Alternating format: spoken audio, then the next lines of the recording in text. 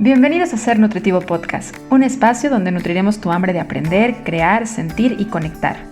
Soy Griselda Jiménez y junto a grandes colegas de la salud y buenos amigos, compartiremos contigo ciencia y experiencia para nutrir tu ser. Hola a todos, especialmente aquellos que se han sentido alguna vez incómodos del intestino, inflamados, gasientos, estreñidos y a veces con diarrea y no entienden qué es lo que pasa, pero los hace sentir incómodos y mal. Hoy vamos a platicar en este episodio sobre síndrome de intestino irritable. Este episodio no es un episodio convencional como los has escuchado en los últimos episodios de la temporada 3 de Ser Nutritivo Podcast. Es un episodio basado en un en vivo que tuvimos en nuestras redes sociales, las cuales no dejo pasar la oportunidad de invitarte para estar en contacto más seguido y no solamente los jueves, sobre todo en este fin de temporada de la temporada 3 de Ser Nutritivo Podcast que está por acercarse. Como te comentaba, vamos a platicar sobre síndrome de intestino irritable. Uno de los síndromes más frecuentes, sobre todo en mujeres, muy asociados a cuestiones emocionales y que también están relacionados con los alimentos que consumimos y que mucho de la terapia que necesitamos tener e intervención que necesitamos está basada en la alimentación y en el apoyo psicológico. Hoy te platico en este formato de episodio y espero lo disfrutes mucho sobre el síndrome de intestino irritable. Nos escuchamos la siguiente semana para terminar nuestra temporada 3 de Ser Nutritivo Podcast juntos. Un síndrome. Y algo importante aclarar de esto es que el síndrome de intestino irritable no es en sí una enfermedad, sino que es un síndrome. O sea, ¿qué es esto? Es un conjunto de síntomas que puede estar experimentando una persona y que se vive de diferente manera en cada individuo, por lo cual muchas veces, como no es una falla a nivel orgánica localizada y no se puede diagnosticar como una enfermedad, sino como un síndrome, durante mucho tiempo, sobre todo cuando había mucho desconocimiento y falta de profundidad en encontrar las diferentes causas que lo pueden generar, porque esto es otra cosa, es una condición, un síndrome multicausal, entonces no hay una sola razón que lo genera.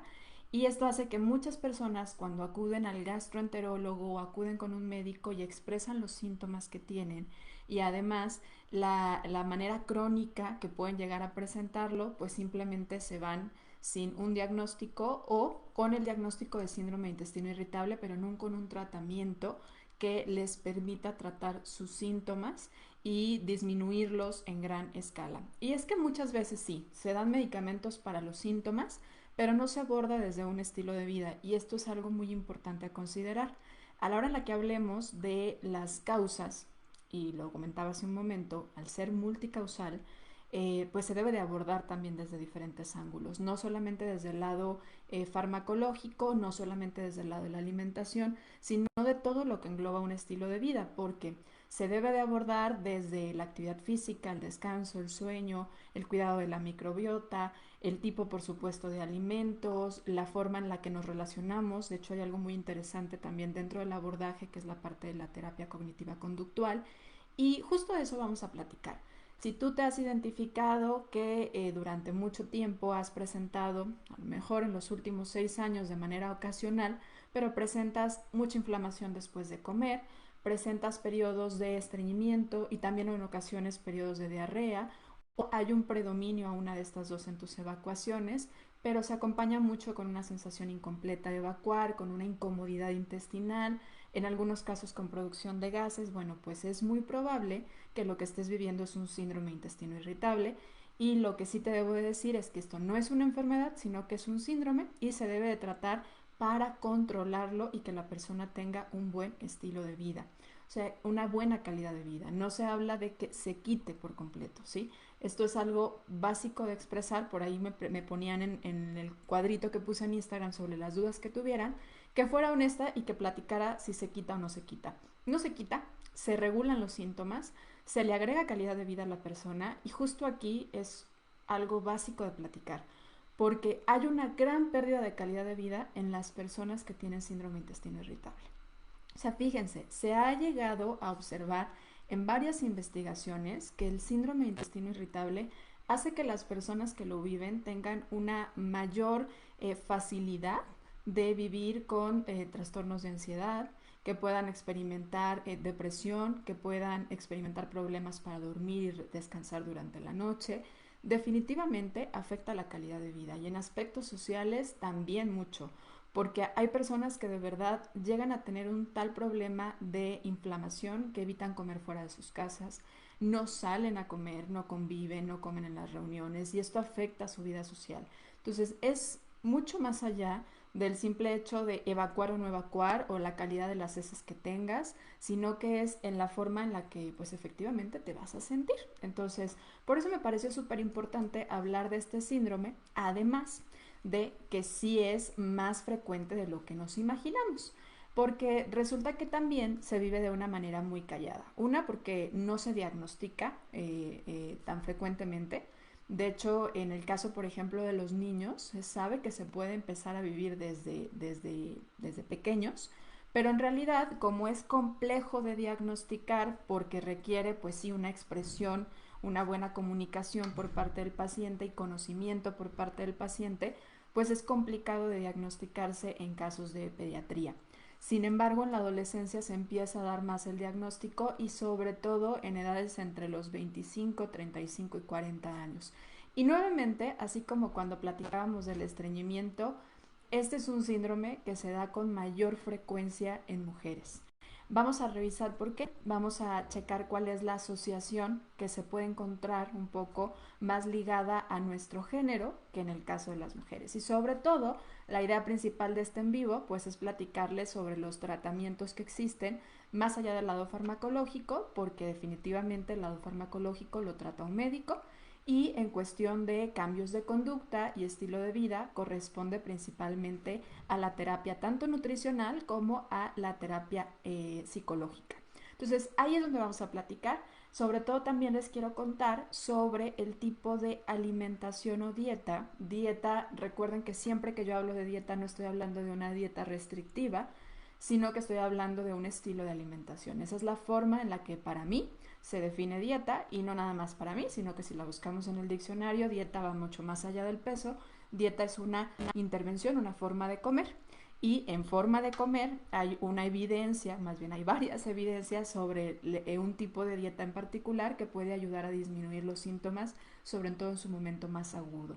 Así que si tú estás experimentando en este momento mucha inflamación, terminas de comer, te sientes incómoda, notas un patrón alterado de tu evacuación, te sientes que al final del día tienes que quitarte, desabrocharte el botón de tu pantalón porque no te queda cómodo, bueno, es muy probable que estés teniendo o experimentando este síndrome y que tal vez o no esté diagnosticado o esté diagnosticado y no esté tratado o nada más esté tratado desde el lado farmacológico. Así que, bueno, el tema de manera personal me parece muy interesante, un tanto extenso, voy a intentar simplificarlo para hacerlo cómodo y al final también a la hora de hablarles sobre el tipo de alimentación les contaré como cuáles son los alimentos que hay que evitar en estos momentos en el que se agudiza la inflamación como tal. ¿Sale? Entonces lo primero para mí es clave que comprendamos que no es una enfermedad, que comprendamos que es un síndrome, que se conjunta de muchos síntomas y que estos síntomas deben de estar presentes para poder ser diagnosticado en cierto tiempo y bajo ciertos criterios. Punto número 1, no lo diagnostica un nutriólogo, lo diagnostica un médico. Esto es básico de expresar. Los nutriólogos no diagnosticamos patologías, diagnosticamos condiciones de nutrición y tratamos de manera nutricional algunas condiciones de patologías o algunos cuadros y síndromes como este, ¿sale? Pero el diagnóstico, aunque hoy vamos a hablar de los criterios con los cuales podrías tú levantar la mano y decir, creo que yo tengo síndrome de intestino irritable, en realidad es que el diagnóstico no lo tiene que hacer un médico, principalmente un gastroenterólogo. Entonces, ¿bajo qué criterios podríamos decir? Voy a comenzar por la definición y se las voy a leer literal. Es un trastorno funcional digestivo.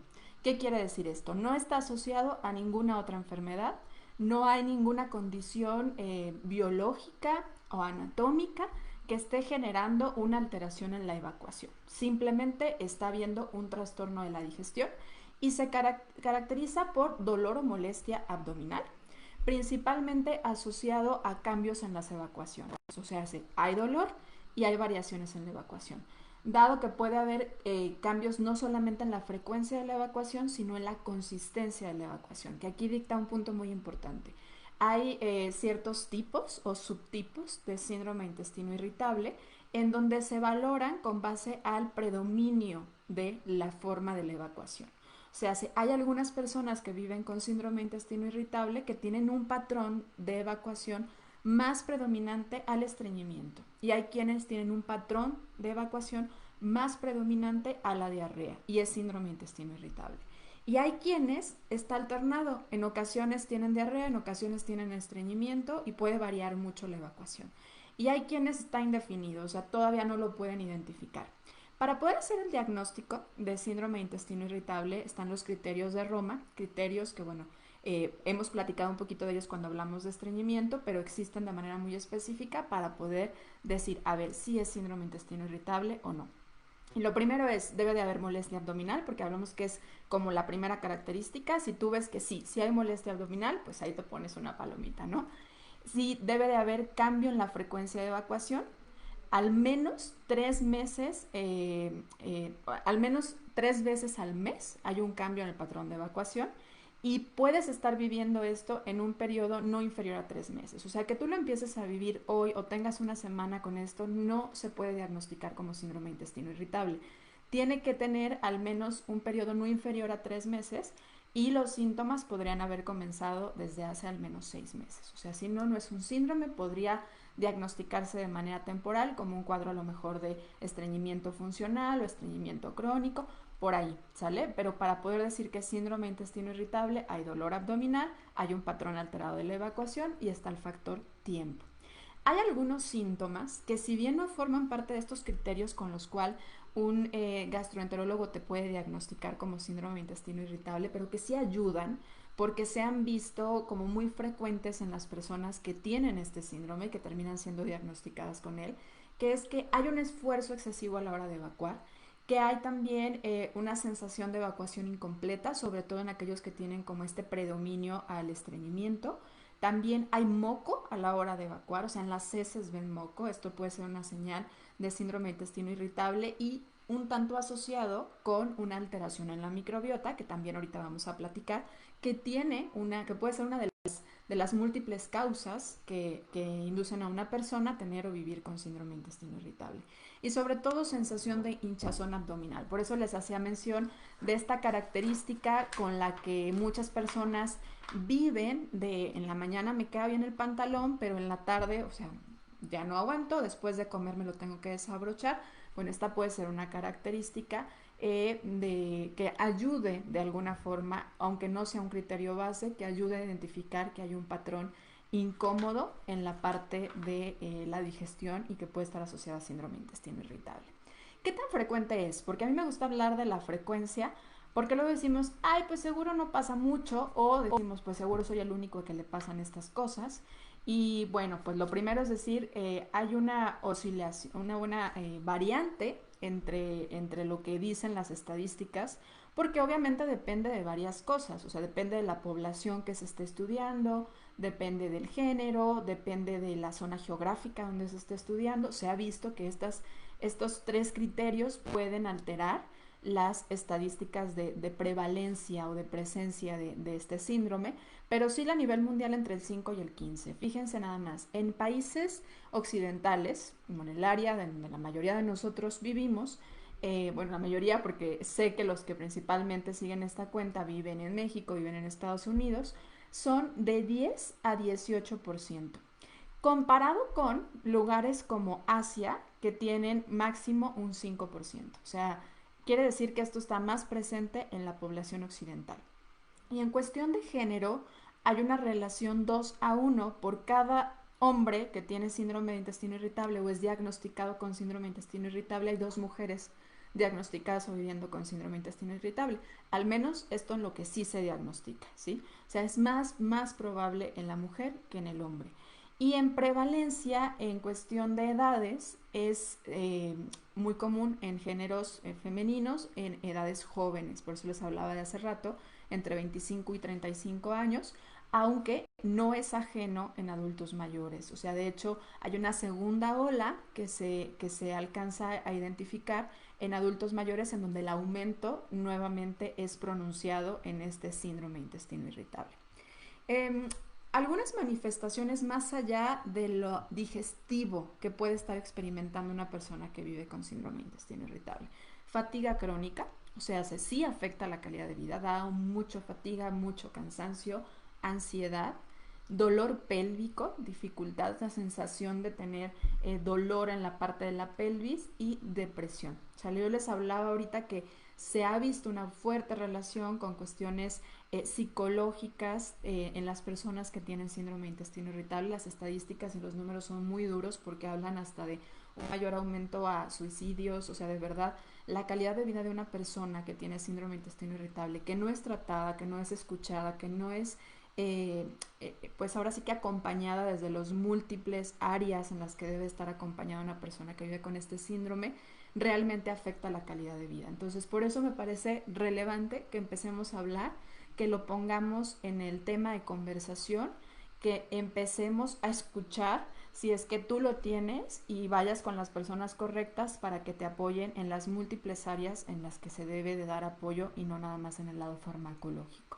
Entonces, hay de hecho, hablando de esta parte de la calidad de vida, hay un cuestionario muy interesante, a mí me pareció muy interesante porque muchas veces solo nos basamos en el cuadro como tal de lo que se vive o lo que se ve, más bien más allá de lo que se vive, en el que lo que dices, pues estás inflamado, si estás inflamado, traes problemas para evacuar y nada más, y no de lo que la persona siente, ¿sí? Y este cuestionario evalúa justo el impacto de los síntomas del síndrome de intestino irritable, como los está viviendo la persona, o sea, sobre su calidad de vida, preguntando o analizando la gravedad de los síntomas, revisando el impacto que tienen estos síntomas en su forma de vida cotidiana, o sea, si le hace que no salga, si de plano siente que no se puede poner ropa, si le está afectando en otras formas, también el cómo percibe la gravedad de la enfermedad. O sea, hay quienes de verdad se sienten tan incómodos que lo perciben de una forma muy grave.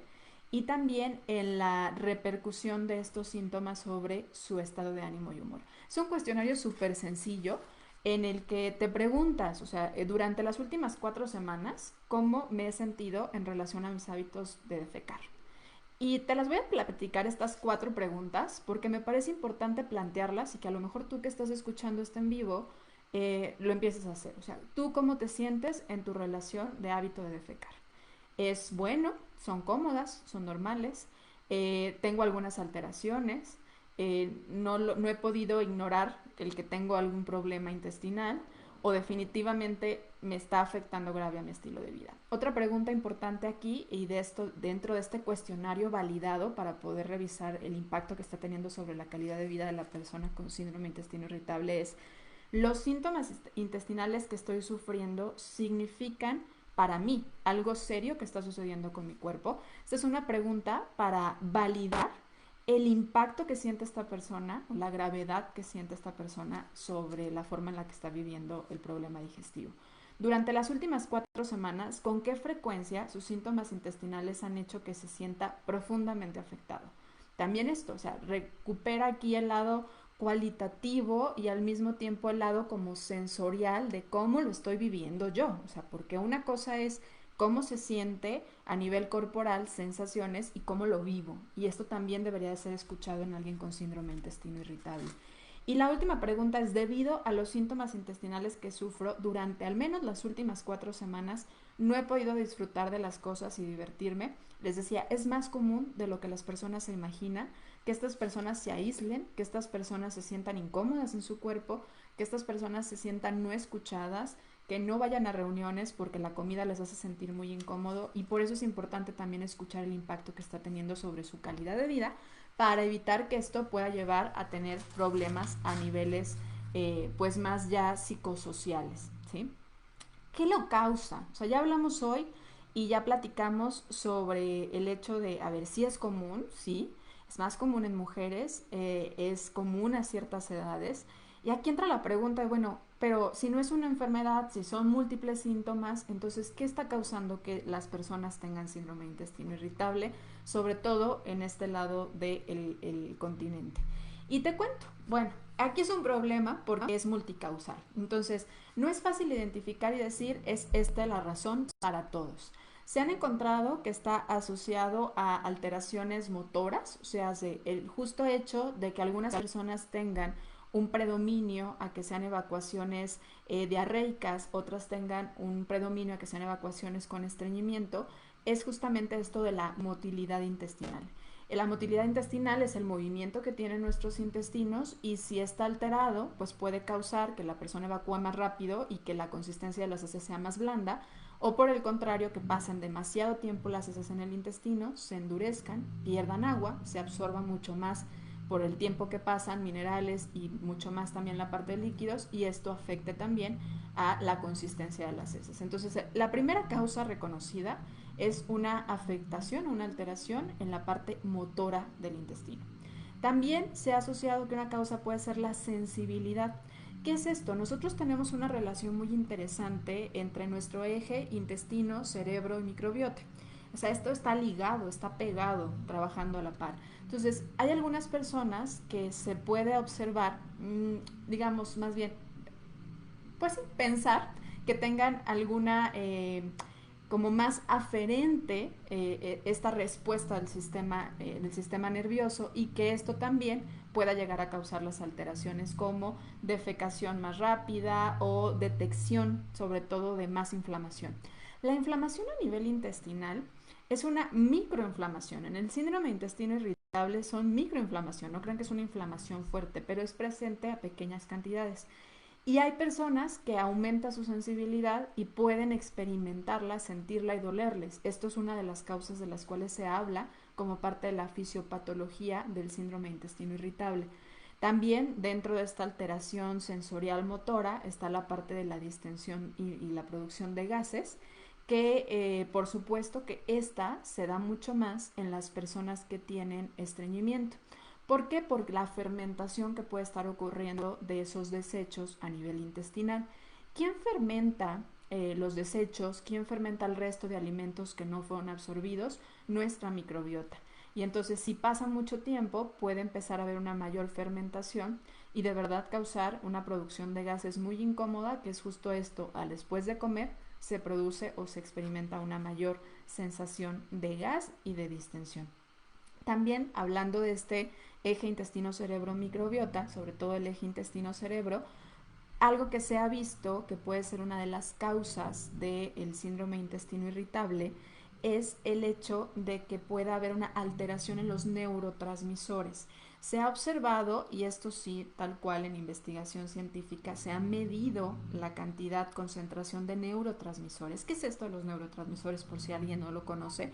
Son como los mensajitos que viajan en nuestro cuerpo. O sea, literal es el mensaje. Así como cuando tú mandas un mensaje que le llegue la indicación a otra persona, la forma de mandar el contenido es justamente el neurotransmisor, y existen como ciertos códigos que le dicen al cuerpo: haz esto o haz el otro, ¿sí? Entonces son estos mensajes con los cuales se les indica al sistema nervioso lo que tiene que hacer, son los neurotransmisores, y se han visto que pueden estar alterados en concentraciones en las personas que tienen síndrome de intestino irritable, sobre todo concentraciones alteradas de GABA, de serotonina, de óxido nítrico, de colecistoquinina, que son los neurotransmisores que más asociados se han visto con la fisiopatología o la condición del síndrome de intestino irritable.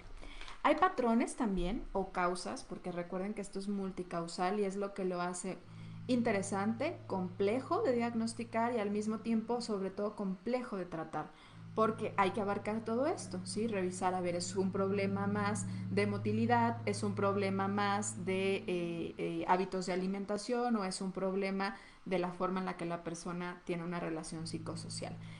Alteraciones en el sueño, o sea, las personas, de hecho, algo que se observa es que quienes tienen síndrome de intestino irritable también tienen una prevalencia mayor a problemas para dormir, lo que les decía, no descansar, despertar, sentir que no descansan. Y también se ha observado en investigaciones a largo tiempo y se ha llegado a reconocer que muchas de las personas que tienen síndrome de intestino irritable tuvieron un abuso físico o sexual durante su infancia. Y esto, bueno, pues los que se dedican a la parte de la psicología lo relacionan al hecho de querer contener, sobre todo con mayor pues predominio al síndrome de intestino irritable con estreñimiento.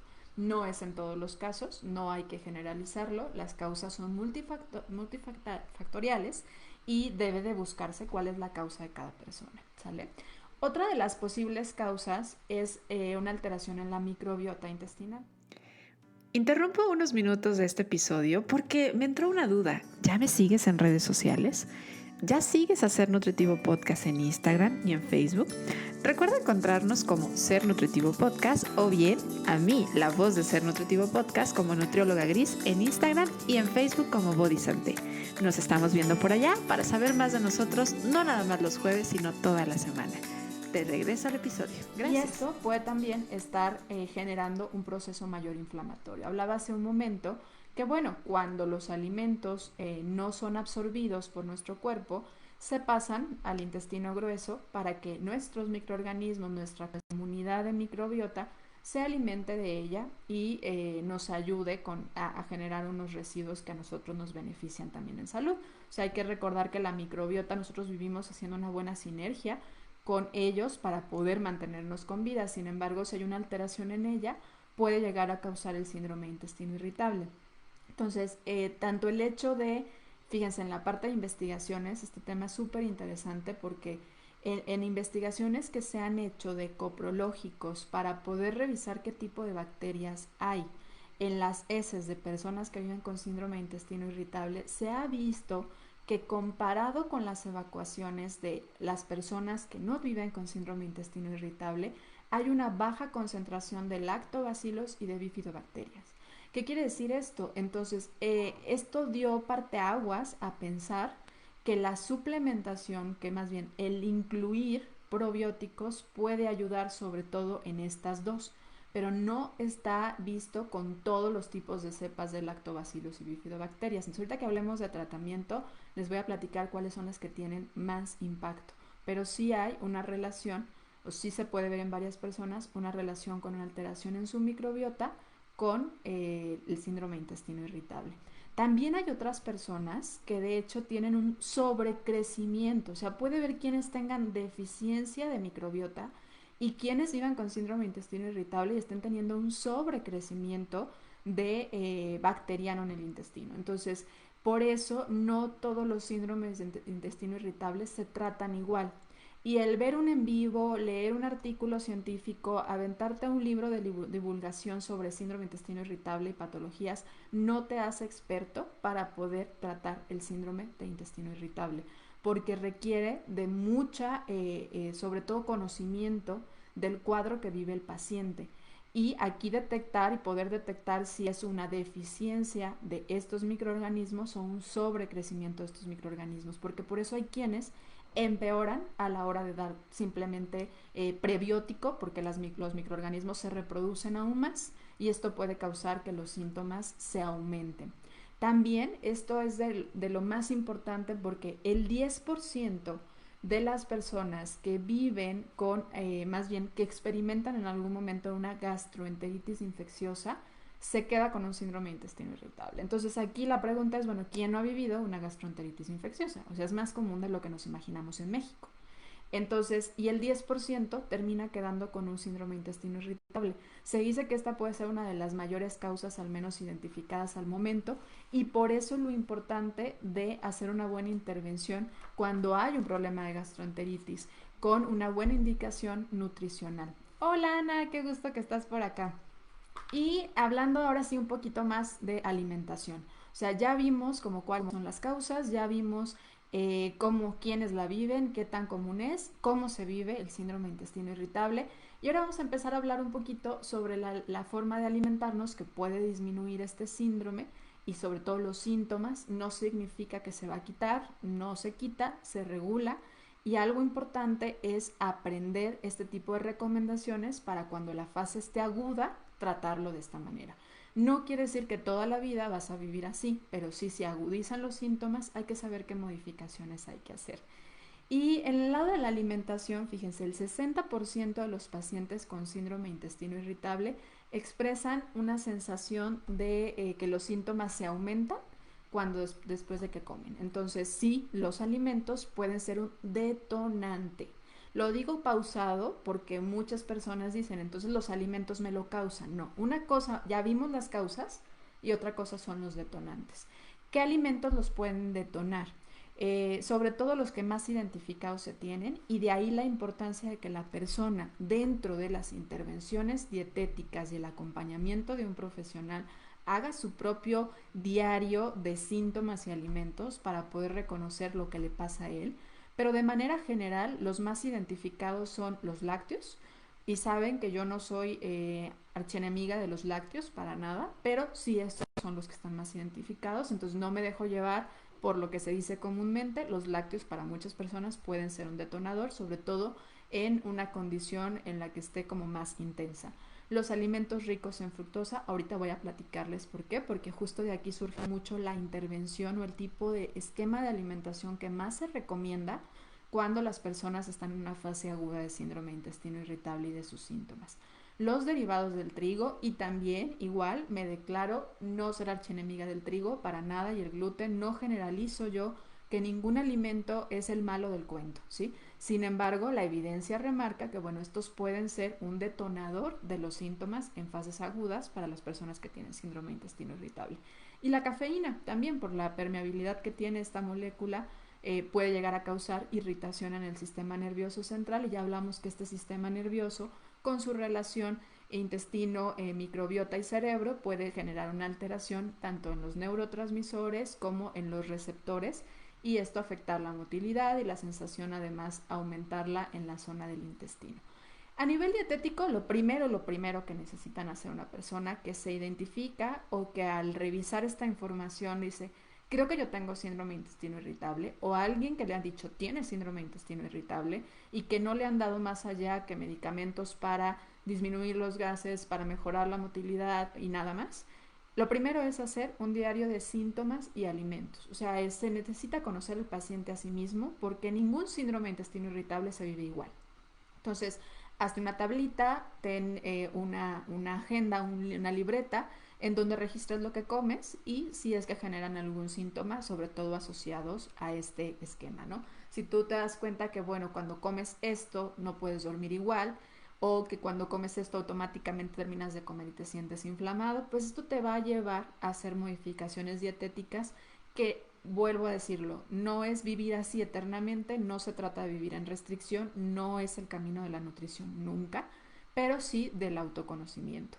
Y en el caso también dietético, sobre todo en las personas que tienen estreñimiento o un predominio a vivir el síndrome de intestino irritable con estreñimiento, se les puede recomendar la fibra suplementada, pero ojo, es súper importante que sea paulatino. Muchas personas cuando llegan a consulta con el nutriólogo tienen una ingesta, y esto lo sabemos porque además es súper popular que empecemos por ahí, que divulgamos, es importante el consumo de fibra, entonces sube las frutas, sube las verduras, sube los cereales integrales, pero el aumento radical puede llegar a algunas personas a generar más platos, entonces debe de ser paulatino, a la par de dar en el caso en el que se requiera, una adecuación, lograr una adecuación en la microbiota. O sea, nunca se sube de jalón a los 30 gramos de fibra que una persona debe consumir, sobre todo si viene comiendo muy poco o si experimenta una sensación de gases fuertes, ¿sale? Entonces debe de ser paulatino y no es generalizado. No toda persona que viva con síndrome de intestino irritable necesita tomar suplementos de fibra. De hecho, los suplementos de fibra deberían de dejarse como un recurso casi hasta el final. Lo más ideal es el que la persona coma variedad de alimentos. La variedad de las fibras nos van a ayudar a tener una más sana y diversidad en la microbiota. Entonces, el hecho de dar una fibra en suplemento, pues nos asegura que estás consumiendo un tipo de fibra y la cantidad total, la cantidad de gramos que se requieren, pero no la diversidad. Y recuerden que también se ha visto como una de las causas la baja diversidad de algunas bifidobacterias y lactobacilos. Entonces esto es importante porque puede llegar a acentuar también más los síntomas. Y en el caso del estilo de vida, Lo que más se recomienda es el dar un tiempo, sobre todo quienes tengan predominancia de estreñimiento. Esta es una recomendación que sí hablamos cuando hablamos sobre el estreñimiento, dar un tiempo de evacuación. O sea, es poner ahora sí que literal en la rutina matutina el ir y sentarte a evacuar, sobre todo en la mañana. Se ha visto que hay un mayor reflejo gastroentérico en la parte después de desayunar. Entonces, esto también aplica muy bien a los niños y a las personas que tengan como este hábito de desayunar, salir corriendo, desayunar en el coche, no sentarse a intentar, y muchas veces esto también afecta y genera más el aumento del estreñimiento. Entonces, esto es un punto en estilo de vida que funciona muy bien. Y la otra, la actividad física, el movimiento, la motilidad intestinal se ayuda muy bien con la actividad física. Y la regulación, de hecho, de los neurotransmisores, de los que también hablamos, ayuda a la actividad física. Y la microbiota se ha visto que se ve mejorada cuando hay actividad física. Entonces la actividad física hay que sacarla un poco del contexto de estereotipo, del mundo fit, de los músculos, de... O sea, realmente si supiéramos y fuéramos sensibles al beneficio real, profundo que tiene la actividad física en la salud, más allá de la cantidad de horas, no el simple hecho de moverte, el ser humano está hecho para movernos, seríamos más conscientes si lo haríamos desde un lado más de autocuidado y no de rechazo al cuerpo intentándolo cambiar. O sea, realmente los beneficios de la actividad física son prácticamente para casi la mayoría de las condiciones de salud. Entonces, otra de las terapias o de las intervenciones que más se sugieren o que más se han estudiado porque han estado como en el lente, ha sido el lado de la terapia con la microbiota. Ya veíamos, platicábamos hace un ratito, que sí se ha visto que hay una alteración en la microbiota, algunos disminuyen, para otras personas hay un sobrecrecimiento. Entonces, los probióticos se han visto sobre todo más útiles como parte del tratamiento para personas quienes tienen, más bien que la causa pudo ser originada por gastroenteritis infecciosa.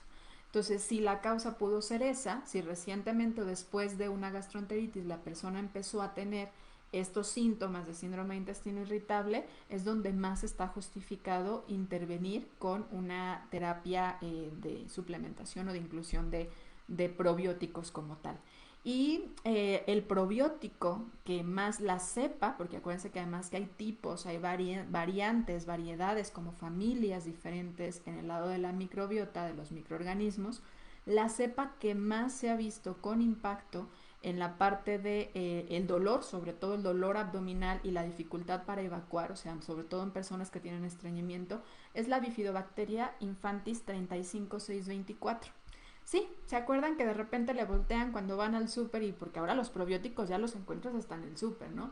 O compras en GNC o compras en Amazon y pues ves, ¿no? Tanta cantidad de billones de microorganismos. Y ves una lista tremenda que luego ni le entendemos. Bueno, si tú tienes síndrome de intestino irritable, lo más ideal y la que tiene más evidencia para tratarlo, sobre todo en estreñimiento y dolor abdominal, es la Bifidobacteria infantis 35624, ¿sale? Y ahí puedes buscarlo, así lo puedes leer. Y bueno, ¿cuáles son entonces las modificaciones dietéticas? Ahora sí vamos a hablar de la parte de la alimentación, literal, la parte de la nutrición. La dieta, recuerden, como forma de comer, ¿sí? Esa es la forma en la que yo utilizo la palabra dieta, más evaluada, estudiada, con mayor respaldo científico, y aún hace falta, o sea, sí sigue siendo estudiada y se requiere seguir siendo estudiada en diferentes poblaciones, porque por ejemplo en niños no hay mucha evidencia, aunque sí en la parte clínica se utiliza, pero la que más es la dieta FODMAP. Les voy a platicar qué significa esta abreviación o de dónde surge el nombre de esta dieta. Es una dieta que particularmente tiene la característica de ser baja en fermentación, de aquí viene la F, ¿sí?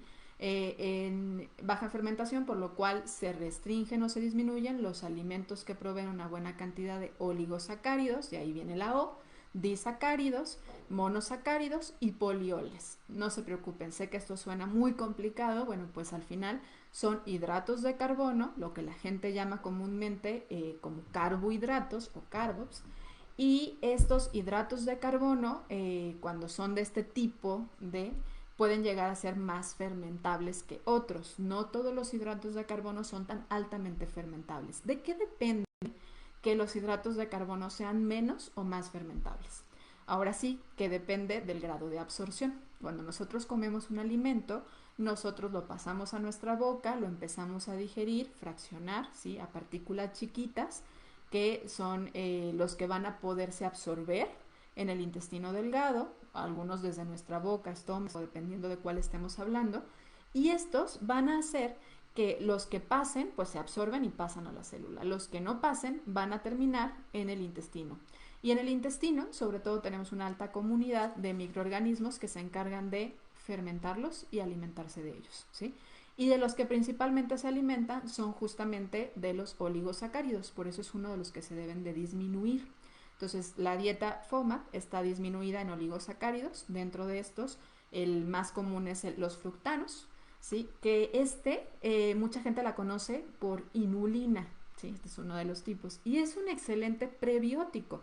¿Qué es un prebiótico? El alimento del probiótico, de los microorganismos. Entonces, si nosotros estamos intentando bajar la inflamación, bajar la fermentación, dejar de producir gases porque la persona está en un estado agudo, porque esta dieta es para condiciones de estados agudos, no quiere decir que deba de vivir toda la vida en restricción a este tipo de hidratos de carbono, pero sí en un estado agudo. Entonces, pues no debería estar consumiendo inulina. Esto a veces se generaliza muchísimo y a la gente le dicen, no, es que el prebiótico es maravilloso porque entonces sí, pero no para todos, ¿vale? En el caso agudo, de hecho, debe de evitarse el consumo de los fructanos, incluida la inulina.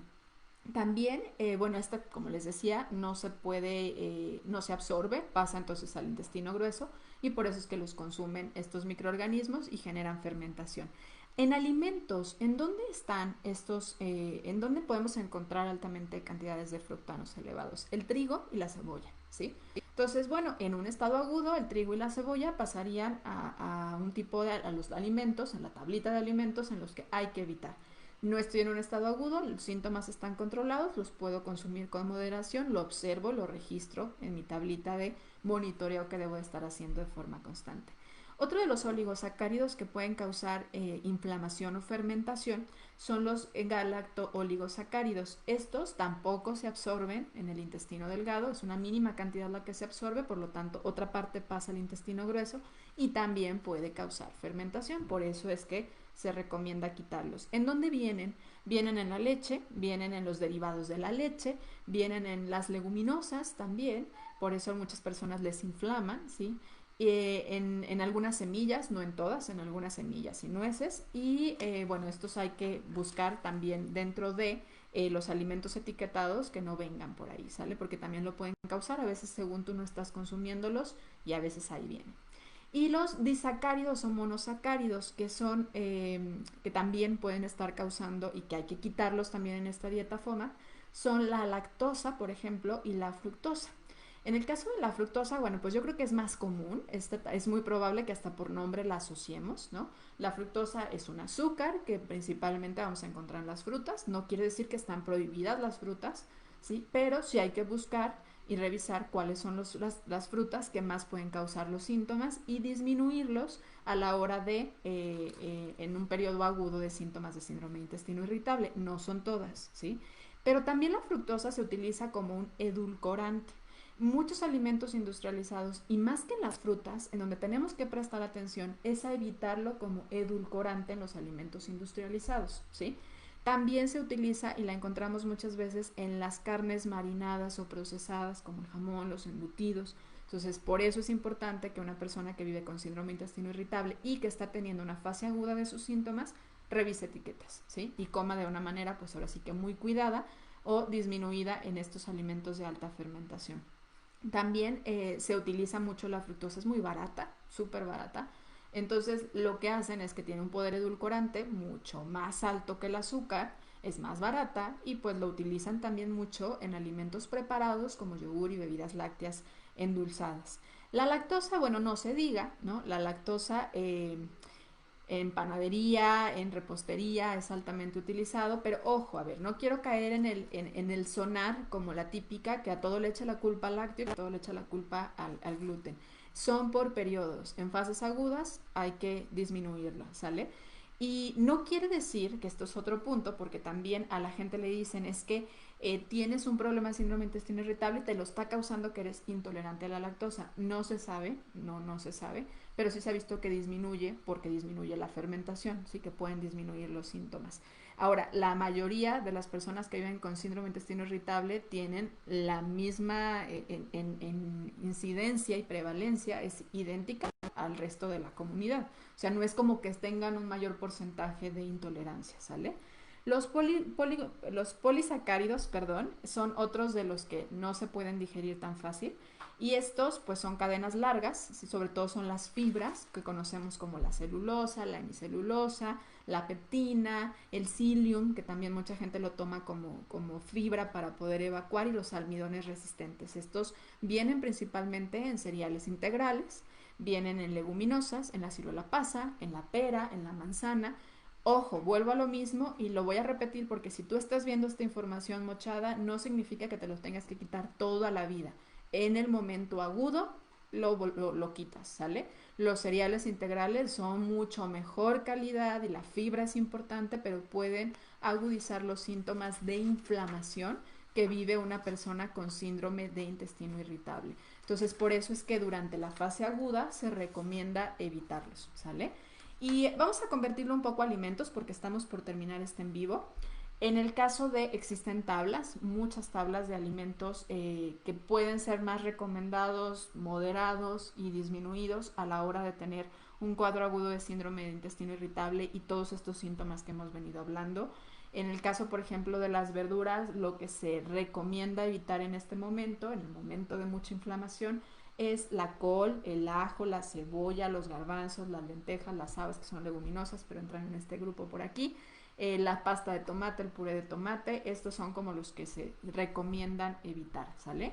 En el caso de las frutas, la manzana, el durazno, la cereza, los frutos secos, aquí entra la ciruela pasa que les hablaba hace ratito, los jugos de frutas, porque prácticamente es la fructosa, el mango, que es más altito en fructosa también, los duraznos, las peras, la sandía también, porque pues tienen, no es que tengan más fructosa, pero sí son dulces, ¿sale? Y en el caso de los almidones, pues los cereales integrales de los que les decía, y los pasteles también, ¿no? O sea, todas las harinas también, eso es como hay que cuidarlo. Las nueces, porque les decía que algunas nueces pueden acentuar los síntomas, no son todas, las semillas, la almendra, los pistaches, las avellanas y el cacahuate son los que hay que moderar o evitar cuando estamos en un cuadro agudo de síndrome de intestino irritable. Puntos básicos con los que no quiero que se me vaya este en vivo sin comentarles. Síndrome de intestino irritable lo diagnostica un médico. El síndrome de intestino irritable se trata por el equipo multidisciplinario de salud.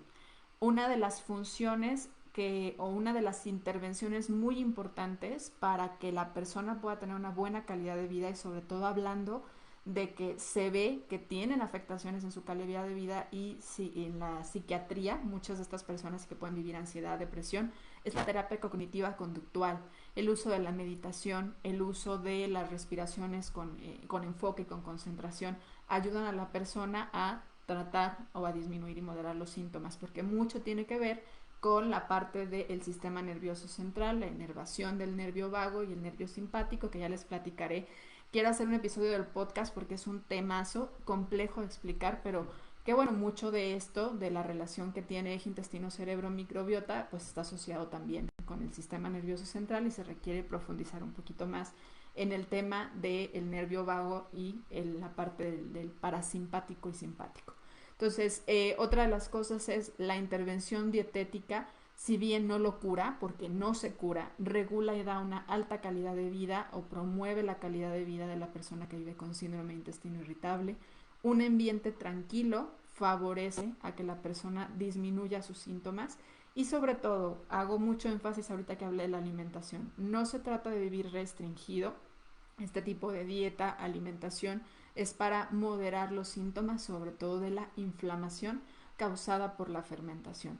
Y no quiere decir que todo el tiempo va a vivir así. Si se acompaña de un profesional que lo guía, que le da una buena intervención en el lado de probióticos si se requiere, inclusión en el momento oportuno cuando los síntomas estén moderados, la microbiota esté más recuperada, inclusión de más fibra, más efecto prebiótico e ir haciendo las modificaciones necesarias para el individuo en su momento y con base a los síntomas y la intensidad que esté viviendo.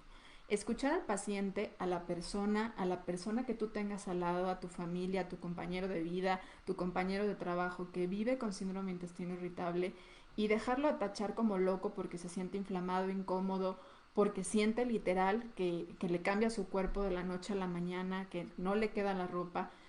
Escucharlo, atenderlo, apoyarlo y sobre todo llevarlo y canalizarlo con un equipo de profesionales que les ayude a tratar este síntoma es importante. Evitar decir, ay, pues aguántate, pues así es siempre, sí, y la persona realmente lo vive desde un lado a veces muy complejo y que merma mucho su calidad de vida. Entonces, por eso para mí era súper importante hablar de este tema, porque muchas personas, sobre todo mujeres, muchas personas en el mundo occidental lo viven y muchas no son diagnosticadas, así que es muy probable que las estadísticas de las cuales hoy estamos hablando estén con algo de sesgos, ¿sí? Porque no se diagnostica. Lamentablemente antes a muchas personas que vivían con estos síntomas, pues se les trataba solo el síntoma del estreñimiento, de la diarrea, como si fuera un problema crónico, pero no viendo que tienen causas diferentes a las que a veces tiene la diarrea o el estreñimiento. Entonces, verlo como un síndrome completo, tratar todos los síntomas lo más que se puedan, y no siempre es a partir de fármacos. Hay fármacos con mucha evidencia, sí los hay, puede ayudarle a la persona a dar calidad de vida, pero sí es importante una intervención multidisciplinaria, y eso lo quería acentuar yo, en donde de hecho también entra el acompañamiento psicológico. Espero que hayas disfrutado y sobre todo hayas entendido y hayas podido ver una luz al final del túnel si es que tú vives con síndrome de intestino irritable y puedas comprender cómo tratarlo de manera multidisciplinaria, integral y buscando el origen, y sobre todo con un acompañamiento profesional puede dar un cambio en tu vida y sobre todo darte calidad de vida. Vivir con síndrome de intestino irritable para muchas personas los lleva a perder la calidad de vida, y esto no necesariamente tienes que vivir así. Recuerda que por más información que escuches, aún viniendo de manos de profesionales, a partir de medios digitales, no deja a un lado la intervención personalizada e individualizada, y por eso te invito a que acudas con un profesional en el tema de la salud y de la nutrición para que puedas atender tu síndrome de intestino irritable, pero ahora con mucha más información. Gracias por haber escuchado este episodio de Ser Nutritivo Podcast y nos escuchamos pronto. Recuerda que para consultas puedes ingresar a www.bodysante.com, agendar y tener tu consulta de nutrición desde cualquier lugar del mundo en la modalidad en línea. Nos escuchamos pronto en Ser Nutritivo Podcast. Gracias.